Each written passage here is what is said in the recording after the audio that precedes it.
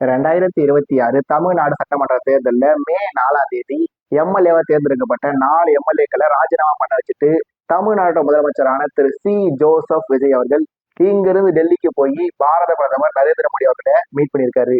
4 எம்எல்ஏக்கள் 4 அதிமுக எம்எல்ஏக்கள் நைஸா போய் தன்னோட பதவியை ராஜினாமா பண்ண உடனே 47 எம்எல்ஏக்களா இருந்தது இப்ப 43 குறைஞ்சிருச்சு. 43 3 குறையறதுக்குள்ள நாம 2 பேரும் ஒண்ணு சேர்ந்துடலாம் அப்படின்னு சொல்லி பிரிஞ்சிருந்த அதிமுக ஒண்ணு சேர்ந்திருக்காங்க. இன்னொரு பக்கம் பாஜகவோட முன்னாள் தலைவரான திரு அண்ணாமலை அவர்கள் புது கட்சி தொடங்க போறாருங்க அப்படின்னு சொல்லி ஒரு நியூஸ் வந்துட்டு இருக்கு. இன்னொரு பக்கம் மீண்டும் நடிக்க வரும் உதயநிதி ஸ்டாலின் அப்படின்னு சொல்லி தமிழ்நாட்டு அரசியல்ல எண்ணற்ற செய்திகள் நாளுக்கு நாள் வந்துட்டுதான் இருக்கு. அதனால மே 22 வெள்ளிக்கிழமையில தொடங்கி மே 27 புதன்கிழமை வரைக்கும் நடந்த மிக முக்கியமான அரசியல் நிகழ்வுகளை பத்தி நாம இந்த வீடியோல ஒவ்வொரு விஷயங்களா பார்க்க ட்ரை பண்ணலாம்.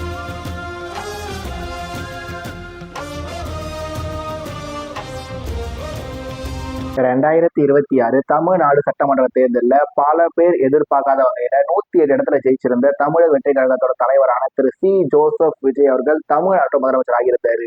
தமிழ்நாட்டோட முதலமைச்சரான திரு ஜோசப் விஜய் அவர்கள் இந்தியாவோட பிரதமரான நரேந்திர மோடி அவர்களை டெல்லியில போய் மீட் பண்ணியிருக்காரு. ஒரு சில மாசங்களுக்கு முன்னாடி சிபிஐ விசாரணைக்காக டெல்லிக்கு போயிருந்த திரு விஜய் அவர்கள் நடிகர் விஜய் அவர்கள் நடிகரான தளபதி விஜய் அவர்கள் இருந்த காலம் போய் இப்ப திரு விஜய் அவர்கள் டெல்லிக்கு போயிருக்காரு. டெல்லிக்கு சிபிஐ ஆபீஸுக்கு போல பிரைம் மினிஸ்டர் ஆபீஸுக்கு போயிருக்காரு. வாழ்க்கை ஒரு வட்டண்டா, இதுல தோக்கிறவன் ஜெயிப்பான் ஜெயிக்கிறவன் தோப்பான்னு சொல்லி திரு விஜய் அவர்கள் திருமலை படத்துல ஒரு டைலாக் பேசியிருப்பாரு. அப்படி அவர் பேசுற டைலாக திரையில மட்டும் நிகழ்த்தி காட்டாம தரையிலையும் நிகழ்த்தி காட்டி ஒரு சில மாசங்களுக்கு முன்னாடி வேண்டா வெறுப்போட டெல்லிக்கு சிபிஐ விசாரணைக்காக போன திரு விஜய் அவர்கள் இப்ப ஸ்டைலா கெத்தா கோட்டு சூட்டோட டெல்லிக்கு போயிருக்காரு. தமிழ்நாட்டோட முதலமைச்சரா டெல்லிக்கு போயிருக்காரு அப்படின்னு சொல்லி திரு விஜய் அவர்களோட டெல்லி பயணத்தை பத்தி தமிழ்நாட்டோட முதலமைச்சர் திரு ஜோசப் விஜய் அவர்கள் இந்திய பிரதமர் மோடி அவர்களை போய் பார்த்ததை வச்சுன்னு சொல்லி அவரோட நண்பா, அவரோட நண்பி, அவரோட தோழா, அவரோட தோழி, அவரோட சின்ன சின்ன விர்ச்சுவல் வாரியர்ஸ் சொல்லி எல்லாரும் சேர்ந்து சோசியல் மீடியால எப்பவும் போல ஃபயர் விடுறாங்க, கிராக்கர்ஸையே வெடிக்க விட்டுருக்காங்கன்னு சொல்லி திரு விஜய் அவர்கள் டெல்லிக்கு போனதை வச்சு எந்த பக்கம் திரும்பினாலும் நியூஸ் தான், எந்த பக்கம் திரும்பினாலும் வியூஸ் தான் சொல்லி டிவி காரங்க எல்லாரும் என்ன பண்ணிட்டு இருக்காங்க, கொண்டாடிட்டு இருக்காங்க. இதெல்லாம் ஒரு பக்கம் இருக்க, இன்னொரு பக்கம் நம்ம தமிழ்நாட்டு முதலமைச்சர் திரு ஜோசப் விஜய் அவர்கள்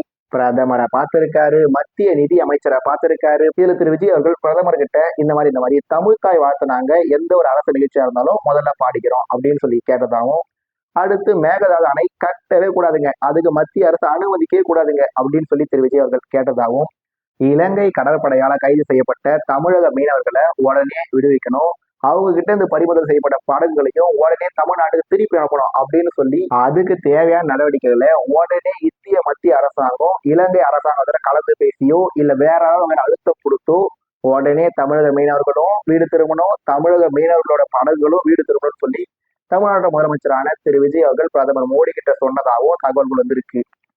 இங்க என்னன்னா, திரு விஜய் அவர்கள் பிரதமர் மோடி அவர்களை மீட் பண்றாரு. மீட் பண்ணி ஒரு சில கோரிக்கைகளை முன்வைக்கிறாரு. எந்த தமிழ்நாடு முதலமைச்சர் யாரு தமிழ்நாட்டு முதலமைச்சராக இருந்தாலுமே அவர் டெல்லிக்கு போகும்போது பிரதமரை மீட் பண்ணும்போது ஒரு சில கோரிக்கைகளை வைப்பாங்க. அதே மாதிரிதான் திரு விஜய் அவர்களும் கோரிக்கைகளை முன் வச்சிருக்காரு. அப்படி அவர் முன் வச்சிருக்க அனைத்து கோரிக்கைகளுமே ரொம்பவே இன்றியமையாத கோரிக்கைகளாகவும் தொடர்ந்து வைக்கப்பட்டிருக்க கோரிக்கைகளாக இருக்கிறதுனால மத்திய அரசு ஐயா எடப்பாடி பழனிசாமி அவர்கள் இந்த மாதிரி கோரிக்கைகளை முன் வச்சப்ப நிறைவேற்றினாங்களா, நிறைவேற்றலையா? ஐயா முத்துவேல் கருணாநிதி ஸ்டாலின் அவர்கள் இதே மாதிரி கோரிக்கைகளை முன் வச்சப்ப மத்திய அரசு நிறைவேற்றினாங்களா, நிறைவேற்றலையா? இப்ப திரு ஜோசப் விஜயனும் தமிழ்நாடோட புதிய முதலமைச்சரும் ஐயா மோடி அவர்கள் நேரில் சந்திச்சு ஏற்கனவே வச்ச ஒரு சில கோரிக்கைகள், ஒரு சில புதிய கோரிக்கைகள்னு சொல்லி பல கோரிக்கைகளை முன் வச்சிருக்காரு. இதுல எதெல்லாம் மத்திய அரசு உடனே நிறைவேற்ற போறாங்க, எதையெல்லாம் காலம் தாழ்த்தி நிறைவேற்ற போறாங்க, எந்த கோரிக்கைகள் எல்லாம் கடைசி வரைக்கும் நிறைவேற்றவே போறதில்ல அப்படின்னு சொல்லி இனி வரக்கூடிய நாட்கள்ல தெரிஞ்சுக்கலாம். ஆனா இதை பத்தி எல்லாம் பேசினா தாவேகாவுக்கு ஓட்டு போட்ட 1.25 கோடி பேர் என்ன சொல்லுவாங்க, தளபதி பாத்தீங்களா, எங்க தளபதி 2014 மோடி பிரதமர் ஆகிறதுக்கு முன்னாடி போய் மோடி அவர்களை மீட் பண்ணாரு, இப்ப எங்க தளபதி 2வது முறையா மோடி அவர்களை மீட் பண்றாரு, இப்ப மோடி அவர்கள் பிரைம் மினிஸ்டரா இருக்காரு, எங்காலு சீஃப் மினிஸ்டரா இருக்காரு. பாத்தீங்களா, பிஎம் ஆகிறதுக்கு முன்னாடி பார்த்தாரு, இப்ப பிஎம் சிஎம் ஆயிட்டு போய் பாக்குறாரு. இதுல இருந்து என்ன தெரியுது, எங்க ஆளுதான் அடுத்த இந்தியாவோட பிரதமர்ன்றது தெரிய வருது அப்படின்னு சொல்லி அவங்க எப்பவும் போல மறுபடியும் ஒரு இன்ஸ்டாகிராம் ட்ரெண்டிங்க கண்டிப்பாவே தமிழ்நாடு முழுக்க, கண்டிப்பாவே இந்தியா முழுக்க, கண்டிப்பாவே உலகம் முழுக்க இருக்க மக்கள் பாக்குற மாதிரி கண்டிப்பாவே பண்ணதான் போறாங்க. அதனால நம்ம அப்படியே அடுத்த நியூஸ் நகருவோம். அது என்னன்னா, அதிமுகவுல போட்டிட்டு அதிமுகவோட இரட்டை இலை சின்னத்துல போட்டிட்டு இருந்த 4 எம்எல்ஏக்கள் தன்னோட எம்எல்ஏ பதவியை ராஜினாமா பண்ணிட்டு வந்து தாவேகாவுல இணைஞ்சிட்டாங்க. தாவேகாவில் இணைந்த 4 முன்னாள் எம்எல்ஏக்கள் தமிழ்நாட்டில் மொத்தமாக 5 தொகுதிகள் காலியாக அறிவிப்பு. 6 மாதத்திற்குள் நடக்க போகும் இடைத்தேர்தல். இடைத்தேர்தல் அல்ல, எடை தேர்தல். பணமழையில் நனைய போகும் 5 தொகுதி மக்கள். வருத்தத்தில் 229 தொகுதி பொதுமக்கள் அப்படின்னு சொல்லி நம்ம என்னதான் பண்ணா பேசினாலுமே 2026 தமிழ்நாடு சட்டமன்ற தேர்தல் முடிவுகள் மே 4ஆம் தேதி வெளியாயிருந்தது. மே 4. இப்ப நம்ம இந்த வீடியோக்காக மே 27ஆம் தேதி பேசிட்டு இருக்கோம். மே 4, மே 14, மே 24, மே 27 சொல்லி பார்த்தோம்னா மொத்தமா ஒரு 25 நாள் கூட முழுசா முடியல. ஆனா 25 நாளுக்குள்ளேயே திரு விஜய் அவர்கள் 108 இடத்துல ஜெயிக்கிறாரு. அவருக்கு தனி பெரும்பான்மை கிடைக்கல. அவருக்கு தனி பெரும்பான்மை கிடைக்காதனால அதிமுகவும் திமுக ஒண்ணு சேர போறாங்க. எடப்பாடி பழனிசாமி அவர்கள் முதலமைச்சராக போறாரு அப்படின்னு சொல்லி ஒரு நியூஸ். அடுத்து அதிமுக திமுக 2 பேரும் ஒண்ணு சேர்ந்து ஐயா திருமாவளவன் அவர்கள் முதலமைச்சராக போறாங்க அப்படின்னு சொல்லி ஒரு நியூஸ். அடுத்து காங்கிரஸ் 2 கம்யூனிஸ்ட் விசிக்கு ஐயோமல் ஆதரவுனால திரு விஜய் அவர்கள் தமிழ்நாடு முதலமைச்சரா மே 10ஆம் தேதி பொறுப்பேற்றிருந்தாரு. மே 10ஆம் தேதி தமிழ்நாடு முதலமைச்சராக பொறுப்பேற்றிருந்த திரு விஜய் அவர்களுக்கு நம்பிக்கை வாக்கெடுப்பின் போது அதிமுக இருந்து ஒரு 25 எம்எல்ஏக்கள் ஆதரவா ஓட்டு போட்டிருந்தாங்க. 2 கம்யூனிஸ்ட் விசிக்கு ஐயுஎம்எல் மாதிரியான கட்சிகள் என்னதான் ஆட்சிக்கு நாங்க ஆதரவு தந்தாலும் நாங்க திமுக கூட்டணியில தான் தொடர்றோம் அப்படின்னு சொல்லியிருந்தாங்க. ஆனா விசிகா ஐயுஎம்எல் சொல்லி இந்த 2 கட்சிகளுமே தாவேகோட அமைச்சரவை சேர்ந்துட்டாங்க. இதனால திமுக மற்றும் விசிகாவினர் மோதல். ஏற்கனவே காங்கிரஸ் கூட்டணி விட்டு உடனே கைட்டிக்கிட்டு போனதுனால காங்கிரஸ் மற்றும் திமுகவினர் மோதல் அப்படின்னு சொல்லி ஒரு பக்கம் மோதல், இன்னொரு பக்கம் கூடல் அப்படின்னு சொல்லி ஒவ்வொரு பக்கத்துல ஒரு விஷயம் போயிட்டே இருக்கும்போது தமிழ்நாடு முதலமைச்சர் திரு சி ஜோசப் விஜய் அவர்கள் தமிழ்நாட்டில் இருக்க 35 அமைச்சர்களையுமே நியமிச்சதுனால அதிமுக எம்எல்ஏக்கள் அதிருப்தியில் இருக்காங்க. அதனால வேலுமணி மற்றும் சி வி சண்முகம் தலைமையில் இருக்க எம்எல்ஏக்கள்ல ஒரு சிலர் திரும்ப எடப்பாடி பழனிசாமி அவர்களே போயிட்டு மீட் பண்ண போறாங்க. மறுபடியும் எடப்பாடி பழனிசாமி அவர்களோட சேர்ந்துட போறாங்க அப்படின்னு சொல்லி ஒரு தகவல் வந்துருக்குது. அதே மாதிரி ஒரு சில எம்எல்ஏக்கள் எடப்பாடி பழனிசாமி அவர்களை சந்திச்சு அவருக்கு ஆதரவையும் தெரிவிச்சிருந்தாங்க. ஆனா அதிமுக சார்பா அதிமுகவோட இரட்டை இலை சின்னத்துல போட்டிட்டு எம்எல்ஏவான 4 பேர் இப்ப தன்னோட எம்எல்ஏ பதவியை ராஜினாமா பண்ணிட்டு தாவேக்கால போய் சேர்ந்திருக்காங்க. இத பார்த்த பல பேர் என்ன சொல்றாங்கன்னா, குதிரை பேர் அரசு, பொய்க்கால் குதிரை அரசு அப்படின்னு சொல்லி பல வகைகள்ல திரு விஜய் அவர்களை விமர்சிச்சாலுமே முன்னாடியே சொன்ன மாதிரி கடந்த 25 நாள்ல எந்த ஒரு கட்சி தான் கரெக்டா செயல்பட்டு இருந்தது. அந்த கட்சியோட நாம சேரலாமா, இந்த கட்சியோட அவங்கள சேர்த்து விடலாமா, நம்ம முதலமைச்சர் ஆகலாமா இல்ல இன்னொருத்தர முதலமைச்சர் ஆக்கலாமான்னு சொல்லி தமிழ்நாட்டு அரசியல் இருக்க கிட்டத்தட்ட 99% அரசியல் கட்சிகள் சுய நலத்தோடவும் நீதி இல்ல, நேர்மை இல்ல, தர்மம் இல்ல, நியாயம் இல்லைன்னு சொல்லி எதுவுமே இல்லாம தான் செயல்பட்டு இருந்தாங்க. அவங்களுக்கு இருந்தது எல்லாமே ஒரே ஒரு விஷயம், அது என்ன, பதவி, பணம், பவர், இது மட்டும்தான் முக்கியம்னு சொல்லி எல்லா அரசியல் கட்சிகளுமே, அதாவது தமிழ்நாட்டு அரசியல் இருக்க 99% அரசியல் கட்சிகள் கண்டிப்பாவே அவங்களோட சொந்த நலனுக்காகவும் சொந்த பவருக்காகவும் சொந்த அதிகாரத்துக்காக மட்டும்தான் செயல்பட்டு இருந்தாங்க. மீதம் இருக்க 1% இருக்க அரசியல் கட்சியை சார்ந்த அரசியல் தலைவர் என்ன சொல்லியிருந்தாருன்னா, கூட்டணி இல்ல, நோட்டணி இல்ல, தனித்து போட்டிடுவேன், கடைசி வரைக்கும் தனித்து மட்டும்தான் போட்டிடுவேன், ஜாதி பார்த்து போடுற ஓட்டு எங்களுக்கு தீட்டுன்னு சொன்னாரு. எங்களோட கொள்கையை பார்த்து பிடிச்சிருந்தா மட்டும் ஓட்டு போடுங்கன்னு சொன்னாரு. நாங்க இலவசங்களை எப்பவுமே அறிவிக்க மாட்டோம்னு சொன்னாருன்னு சொல்லி அவர் எல்லாத்தையுமே சொன்னாரு. தான் ஆட்சிக்கு வந்தா ஏழ்மை வறுமை இருக்காது, உண்மை நேர்மை இருக்கும்னு சொல்லி மக்களுக்காக தன்னை முழுசா அர்ப்பணிச்சாரு. ஆனா மக்கள் அவரை கைவிட்டுட்டாங்க. மக்கள் அவரை கைவிட்டதுனால இந்த 25 நாள்ல மக்கள் இந்த அரசியல் சூழலை நினைச்சு வெக்கப்படுறாங்களா, வேதனைப்படுறாங்களா, துக்கப்படுறாங்களா, துயரப்படுறாங்களா, இல்ல 1.25 கோடி பேர் ஓட்டு போட்டு திரு விஜய் அவர்களை தமிழ்நாடு முதலமைச்சரா தேர்ந்தெடுத்ததுனால நம்ம தளபதி சிஎம் ஆயிட்டாரு அப்படின்றத மட்டும் நினைச்சு சந்தோஷப்படுறாங்கன்னு சொல்லி எனக்கு தெரியல. ஆனா இதே மாதிரி சூழ்நிலை தமிழ்நாட்டு அரசியல தொடர்ந்து நடந்துட்டே இருந்ததுன்னா அப்ப தெரியும். அதாவது நிழலின் அருமை வெயிலில் தெரிகின்ற மாதிரி நாம் தமிழர் கட்சியின் அருமை, திரு சீமான் அவரோட அருமை இந்த 25 நாள் தமிழ்நாட்டு அரசியலை பார்த்த பிறகு தமிழ்நாட்டு மக்கள்ல எத்தனை பேருக்கு தெரிஞ்சிருக்குன்னு சொல்லி எனக்கு தெரியல. ஆனா இதே மாதிரி அரசியல் இந்த 5 வருஷம் நடந்ததுன்னா கண்டிப்பாவே திரு சீமானோட அருமை என்னன்னோ நாம் தமிழர் கட்சியோட அருமை என்னன்றதும் தமிழ்நாட்டு மக்களுக்கு கண்டிப்பாவே தெரிய வரும்னு சொல்லி நான் நம்புறேன். அதனால இப்ப அதிமுகவை சேர்ந்த 4 எம்எல்ஏக்கள் ராஜினாமா பண்ணிட்டாங்க. ஆல்ரெடி நம்ம திரு சி ஜோசப் விஜய் அவர்கள், தமிழ்நாட்டோட முதலமைச்சரான திரு சி ஜோசப் விஜய் அவர்கள் 2 தொகுதியில போட்டிட்டாதீங்கன்னு சொல்லி சொன்னோம். ஆனா அவர் கேட்காம 2 தொகுதியில போட்டிட்டாரு. 2 தொகுதியில போட்டிட்டு ஜெயிச்சிட்டாரு. அதுல திருச்சி கிழக்கு தொகுதியில இருந்து ராஜினாமா பண்ணிட்டதுனால அதிமுக சேர்ந்த 4 எம்எல்ஏக்கள் திருச்சி கிழக்குன்னு சொல்லி மொத்தமா 5 தொகுதி இப்ப காலியா இருக்கு. அப்படி அந்த 5 சட்டமன்ற தொகுதிகளுக்கு இடைத்தேர்தல் வரும்போது ஆளுங்கட்சியா தமிழக வெற்றி கழகம் இருக்கிறதுனால இடைத்தேர்தல்னாலே எப்பவுமே ஆளுங்கட்சி தான் ஜெயிக்கும்ன்ற ஒரு விதி எழுதப்படாம இருக்கிறதுனால கண்டிப்பாவே தாவேக்கா தான் அந்த தொகுதியில் ஜெயிக்க போறாங்க.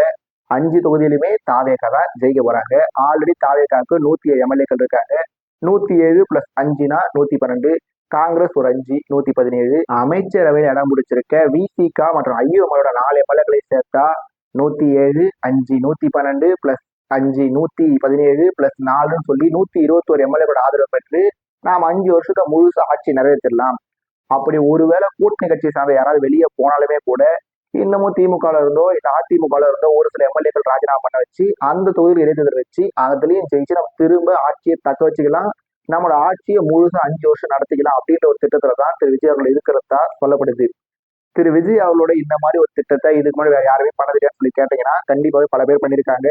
இந்த மாதிரி ஃபார்முலா வட மாநிலங்கள்லயும் தமிழ்நாட்டை தவிர்த்த பல மாநிலங்களையும் கண்டிப்பாக சக்சஸ்ஃபுல்லா இருந்திருக்கு. ஆனா திரு விஜய் அவர்களுக்கு முன்னாடியே சொன்ன மாதிரி தமிழ்நாட்டில் இருக்க ஒரு 1.25 கோடி பேர் ஓட்டு போட்டிருக்காங்க. அப்படி இருக்கும்போது திரும்ப 5 தொகுதி இடைத்தேர்தல் வரும்போது போன முறை திரு விஜய் அவர்கள் ஓட்டு போட்டவங்க திரும்ப திரு விஜய் அவர்கள் ஓட்டு போடணுன்ற கேள்வி கண்டிப்பாக இருக்குதான் செய்யுது. ஆனா முன்னாடியே சொன்ன மாதிரி இடைத்தேர்தல் அது இடைத்தேர்தலா இருக்கிறதுனால ஆளுங்கட்சி ஜெயிக்கிறதுக்கு தான் 99% வாய்ப்பு இருக்கு.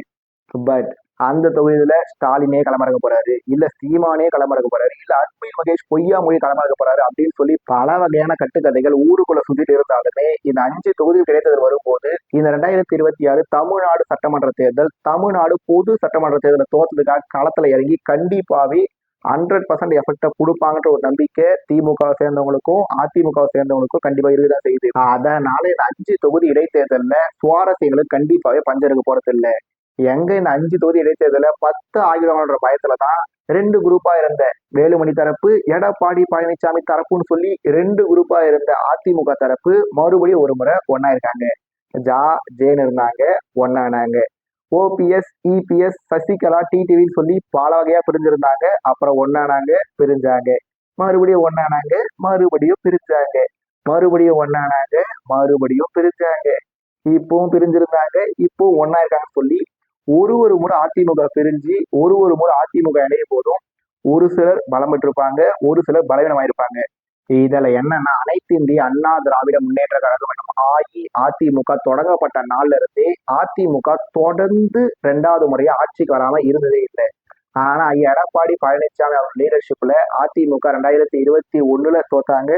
2026 தோத்து 3வது இடத்தை பிடிச்சிருக்காங்க. 3வது இடத்தை பிடிச்சாலும் கீழே விழுந்தாலும் மீசையில மண்ணோட்டாத குறையா 47 இடத்துல அதிமுக ஜெயிச்சிருந்தாங்க. 2 குரூப்பா பிரிஞ்சாங்க. ஏன் பிரிஞ்சாங்கன்னு சொல்லி பல பேருக்கு தெரியல. சரி, பிரிஞ்சு அதை 25 பேர் திரு விஜய் அவர்களுக்கு ஓட்டு போட்டாங்க. ஏன் ஓட்டு போட்டாங்கன்னு சொல்லி தெரியல. ஆட்சிக்கு ஆதரவா ஓட்டு போட்ட 25 பேர்ல இருந்து அட்லீஸ்ட் ஒரு 5 பேராவது அமைச்சர் ஆவாங்க அப்படின்னு சொல்லி எதிர்பார்த்தாங்க. ஆனா யாருமே அமைச்சர் ஆகல. அதுவும் ஏன்னு தெரியல. இப்ப அந்த 25 பேர்ல இருந்து ஒரு 4 பேர் வெளியே வந்து ராஜினாமா பண்ணிருக்காங்க. அதுவும் ஏன்னு சொல்லி பல பேருக்கு தெரியல. இப்ப பிரிஞ்சிருந்த அதிமுக மறுபடியும் ஒன்று சேர்ந்திருக்காங்க. எடப்பாடி பழனிசாமி அவர்களை சட்டமன்ற குழு தலைவரா தேர்ந்தெடுக்கிறதுக்கும் ஒத்துக்கிட்டாங்க. அக்ரி கிருஷ்ணமூர்த்தி அவர்களை கொரோனாவும் ஏத்துக்கிட்டாங்கன்னு சொல்லி அதிமுகவோட இந்த பிளவு சேர்வு, பிளவு சேர்வு, இணைப்பு பிரிவுன்னு சொல்லி இந்த மாதிரி நிகழ்ச்சிகள்லாம் பார்க்கும்போது பருத்தி முட்டை குடோன்லயே இருந்திருக்கலாமே அப்படின்னு மட்டும்தான் சொல்ல தோணுது. மேலும் தலைக்கு வந்தது தலை கவசத்தோட போச்சுன்னு சொல்ற மாதிரி 4 எம்எல்ஏக்கள் போனாலுமே இப்ப அதிமுக ஒண்ணு சேர்ந்திருக்காங்க. ஆனா இது உடஞ்ச கண்ணாடி ஒட்ட வச்சிருக்காங்க. அது கடைசி வரைக்கும் ஒட்டுமான்றது தெரியலனாலுமே இவங்க 2 பேரும் இப்போ ஒண்ணு சேர்ந்தாலுமே அது அதிமுக எந்த வகையில ஸ்ட்ராங்கான ஒரு பாயிண்ட் அமையுமானே கண்டிப்பாக தெரியாது. ஆனா இப்ப 4 எம்எல்ஏக்கள் ரிசைன் பண்ணிட்டதுனால அந்த 4 எம்எல்ஏக்களும் அதிமுக ஜெயிச்ச தொகுதிகளா இருக்கிறதுனால அந்த 4 இடத்துலயும் எப்படியாவது ஜெயிக்கிறதுக்கு அதிமுகவுல, அதாவது ஒன்றிணைந்த அதிமுகன்னு சொல்றாங்க இல்லையா, ஐயா வேலுமணி, ஐயா சண்முகம், ஐயா எடப்பாடி பழனிசாமின்னு சொல்லி இவங்க எல்லாரும் ஒன்று சேர்ந்து அந்த 4 தொகுதியை எப்படியாவது ஜெயிக்க ட்ரை பண்ணணும். இவங்க ஜெயிக்கிறதுக்கு 99% வாய்ப்பு இல்லை. ஆனா இவங்க ஜெயிக்க ட்ரை பண்ணணும், ஒற்றுமையா இருந்து ட்ரை பண்ணணும். ஆனா இவங்க மறுபடியும் எல்லாரும் ஒன்று சேர்ந்து ஒற்றுமையா ட்ரை பண்ணுவாங்கன்னு சொல்லி கேட்டீங்கன்னா அதுக்கும் 99% வாய்ப்பே இல்லை. ஏன்னா எடப்பாடி பழனிசாமி அவர்கள் ஒருத்தரை உள்ள சேர்க்கிறாருன்னா, அதாவது தனக்கு அப்போசா செயல்பட ஒருத்தரை உள்ள சேர்க்கிறாருன்னா அவங்க ஐயா எடப்பாடி பழனிசாமி அவர்கள் எவ்வளவு சீக்கிரமா காலி பண்ண முடியுமோ அதை ஏதாவது ஒரு வகையில கண்டிப்பாவே பண்ணிடுவாரு. இதுக்கு முன்னாடி அவரு அப்படிதான் பண்ணியிருக்காரு. அதனால இந்த முறை எப்படி அவரு ஐயா சி சண்முகம் அவர்களே, ஐயா எஸ்பி வேலுமணி அவர்கள்லாம் விட்டு வைக்க போறாரா இல்ல எப்பவும் போல காலி பண்ண போறாருன்றது நாம பொறுத்திருந்து பார்க்கலாம். அடுத்து புது கட்சி தொடங்கும் அண்ணாமலை அப்படின்ற ஒரு நியூஸ் மறுபடியும் ஒரு முறை பிளாஷ் நியூஸ் ஆயிருக்கு. இந்த நியூஸ் 2024 நாடாளுமன்ற தேர்தல் முடிஞ்சது 3 மாசத்துக்கு ஒரு தடவை 6 மாசத்துக்கு ஒரு தடவை சொல்லி புது கட்சி தொடங்கும் அண்ணாமலை, புது கட்சி தொடங்கும் அண்ணாமலை அப்படின்னு சொல்லி வரும் போகும் சொல்லி வந்து போயிட்டு இருக்கு. இப்ப திரு அண்ணாமலை அவர்கள் சிபிஎஸ்இ பாடத்திட்டத்துல வந்திருக்க மும்மொழி கொள்கையை பத்தின ஒரு திட்டத்துக்கு எதிரான வகையில ஒரு கருத்து தெரிவிச்சதுனால மறுபடியும் ஒரு முறை திரு அண்ணாமலை அவர்கள் புதிய கட்சி தொடக்கம் அப்படின்ற ஒரு நியூஸை மறுபடியும் வெளியிட தொடங்கியிருக்காங்க. திரு அண்ணாமலை அவர்கள் புது கட்சி தொடங்குவாரா தொடங்க மாட்டாரா, அப்படி அவர் புது கட்சி தொடங்கினா அவர் எந்த மாதிரியான தாக்கத்தை தமிழ்நாட்டு அரசியல ஏற்படுத்துவாரு ஏற்படுத்த மாட்டாரு, இது எல்லாத்தையுமே திரு அண்ணாமலை அவர்கள் கட்சி தொடங்கும் போது பேசிக்கலாம். ஆனா திரு அண்ணாமலை அவர்களை தமிழக பாஜக கண்டிப்பாவே சரியா யூஸ் பண்ணல அப்படின்ற ஒரு எண்ணம் அவங்கள கண்டிப்பாவே இருக்கு. ஏன்னா 2024 நாடாளுமன்ற தேர்தலில் திரு அண்ணாமலை அவர்கள் தலைமையில தமிழ்நாடு பாஜக திமுக அதிமுகன்னு சொல்லி 2 கட்சி கூட கூட்டணி வைக்காம தமிழ்நாடு பாஜகவை இரட்டை இலக்கத்துல வாக்குகளை வாங்க வச்சிருந்தாரு. அப்படி 2024 நாடாளுமன்ற தேர்தலில் பாஜக இரட்டை இலக்க வாக்குகளை வாங்கின பிறகு 2026 தமிழ்நாடு சட்டமன்ற தேர்தலையும் பாஜக தங்களோட தலைமையில ஒரு கூட்டணி அமைச்சு கண்டிப்பா போட்டிட்டு இருந்திருக்கணும். திரு அண்ணாமலை அவர்களை முதலமைச்சர் வேட்பாளராக முன்னிறுத்திருக்கணும். ஆனா பாஜக அந்த வாய்ப்பை தவற விட்டுட்டாங்க. இப்ப மறுபடியும் ஒரு முறை தமிழ்நாட்டுல பாஜக கால் ஒன்ற முடியாதுங்க அப்படின்ற ஒரு நிலையில உட்காந்துட்டாங்க. அதனால திரு அண்ணாமலை அவர்கள் கட்சி தொடங்குவாரா தொடங்க மாட்டாரன்றதை பத்தி அவர் கட்சி ஒருவேளை தொடங்கினார்னா அதன் பிறகு பேசிக்கலாம். அடுத்து மீண்டும் திரைத்துறைக்கு வரும் உதயநிதி ஸ்டாலின் அப்படின்ற ஒரு ரூமரை யாரு கிளப்பிடுதுன்னு தெரியல. அது உண்மையா இருக்கலாம், உண்மையா இல்லாம இருக்கலாம். திரு உதயநிதி ஸ்டாலின் அவர்கள் மறுபடியும் சினிமா துறைக்கு காமெடி படங்கள் நடிக்கலாம், இல்ல அரசியல் ரீதியான படங்கள்லயே கூட நடிக்கலாம், என்ன வேணா பண்ணலாம். ஆனா என்னை பொறுத்த வரைக்கும் திரு உதயநிதி ஸ்டாலின் அவர்கள் என்னோட கடைசி படம் மாமன்னன் அப்படின்றத அறிவிச்சாரு. அவர் அதன் பிறகு நடிக்கவே இல்லை. அறிவிச்சதாவே இருக்கட்டும். திரு உதயநிதி ஸ்டாலின் அவர்கள் திரும்ப சினிமா துறைக்கு நடிக்க கூடாது அப்படின்றதுதான் என்னோட தனிப்பட்ட விருப்பம். ஐயா முத்துவேல் கருணாநிதி ஸ்டாலின் அவர்கள் கிடைக்காத ஒரு வாய்ப்பு உதயநிதி ஸ்டாலின் அவர்களுக்கு கிடைச்சிருக்கு. அது என்ன, கருணாநிதி அவர்கள் உயிரோடு இருக்கும் போது ஐயா ஸ்டாலின் அவர்களுக்கு பெரிய அளவுல முக்கியத்துவம் கிடைச்சிருக்குமான்னு சொல்லி கேட்டீங்கன்னா கண்டிப்பாவே கிடைச்சிருக்காது. ஆனா இப்ப ஸ்டாலின் அவர்கள் முழுசா ஆக்டிவா இருக்கும் போதே உதயநிதி ஸ்டாலின் அவர்களுக்கு எதிர்கட்சி தலைவராக செயல்படுறதுக்கான ஒரு அரிய வாய்ப்பு கிடைச்சிருக்கு. அப்படி தனக்கு கிடைச்சிருக்க அரிய வாய்ப்புல எந்த அளவுக்கு ஸ்கோர் பண்ண முடியுமோ அந்த அளவுக்கு ஸ்கோர் பண்ணி ஒரு தமிழ்நாட்டோட தலை சிறந்த எதிர்கட்சி தலைவராக செயல்பட்டா மட்டும்தான் திரு உதயநிதி ஸ்டாலின் அவர்களால என்றோ ஒரு நாள் தமிழ்நாட்டோட முதலமைச்சரா வர முடியும். அதை விட்டு நான் மறுபடியும் போய் ஒரு கண்ணாடி அப்படின்னு சொல்லி படத்தில் நடிக்க போறேன்னு சொல்லி போனாருன்னா அது ஒரு வகையில் அவருக்கு பாசிட்டிவா அமைச்சு 2031 ஒரு முதலமைச்சர் கூட ஆயிடலாம். ஆனா என்னை பொறுத்த வரைக்கும் அந்த மாதிரி ஒரு முடிவை திரு உதயநிதி ஸ்டாலின் அவர்கள் எடுத்தாருன்னா அது அவருக்கு பாசிட்டிவான ரிசல்ட்ஸை தரத்தை விட நெகட்டிவான ரிசல்ட்ஸை தான் தருன்றது அவரோட சின்ன கெஸ்ஸிங். அதனால திரு உதயநிதி ஸ்டாலின் அவர்கள் தலை சிறந்த எதிர்கட்சி தலைவராக செயல்பட போறாரா இல்ல மறுபடியும் ஒரு முறை சினிமா துறைக்கு போய் நடிக்க ட்ரை பண்ண போறாரா அப்படின்றதையும் நாம பொறுத்திருந்து பார்க்கலாம். கடைசியா 10 வயது மாணவி பாலியல் வன்கொடுமை, தமிழ்நாடு முழுவதும் மின்வெட்டு, மருத்துவத்துறையில் தனியார் மயம் அப்படின்னு சொல்லி திரு விஜய் அவர்களோட அரசாங்கத்தை சுற்றி எண்ணற்ற குற்றச்சாட்டுகள் நாளுக்கு நாள் வந்தவனம் தான் இருக்கு. இது போல பாலியல் வன்கொடுமை இதன் பிறகு திரு விஜய் அவரோட கவர்மெண்ட்ல கண்டிப்பாவே நடக்கக்கூடாது. மின் தடைன்றத கொஞ்சம் கொஞ்சமா சரி பண்ணி மின்தடையற்ற மாநிலமா தமிழ்நாட்டை உருவாக்கணும். மருத்துவத்துறையில தனியார் மயமாக்கிறத தவிர்த்துட்டு தமிழ்நாட்டில் இருக்க எல்லா அரசு மருத்துவமனைகளுமே தரம் உயர்த்தி நல்ல மருத்துவத்தையும் ரொம்ப ரொம்ப முக்கியமா மெயின்டெனன்ஸ்ல முழு கவனத்தையும் செலுத்தி திரு விஜய் அவர்கள் இந்த மாதிரி விஷயங்கள் இதன் பிறகு நடக்காம பார்த்துப்பாருன்னு நம்புறேன்.